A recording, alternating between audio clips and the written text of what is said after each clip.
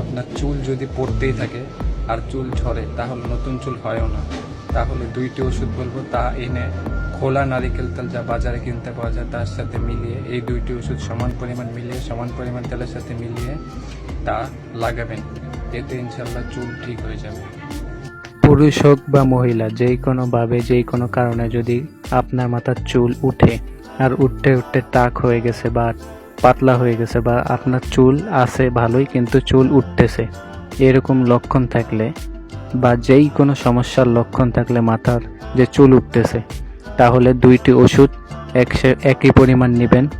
যেমন যদি একটি ওষুধ যদি 10 ml হয় তাহলে আরেকটি ওষুধও 10 ml আনবেন, আর এই 10 ml সমান তেল নেবেন, খোলা নারিকেল তেল। তো প্রথম যে ওষুধটি আনবেন তার নাম হলো আর্নিকা 30 potency। এই আর্নিকা 30 potency আনবেন। আনার পর তার তেলের সাথে সমপরিমাণ তেলের সাথে আর্নিকা মিলাবেন।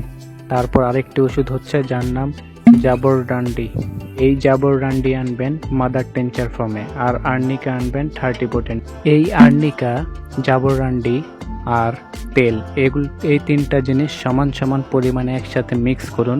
তারপর এই মিক্স করা তেল রাতে ঘুমানোর আগে মাথায় লাগিয়ে খুব আস্তে আস্তে আঙ্গুল দিয়ে মালিশ করুন।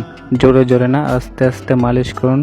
এভাবে রোজ মালিশ করে সকালবেলা ঘুম থেকে ওঠার পর বা যখন আপনি গোসলে যাবেন তখন শিকাতাই পাউডার দিয়ে ধুয়ে ফেলবেন। শ্যাম্পু দিয়ে ধুবেন না, শিকাতাই পাউডার দিয়ে ধুবেন।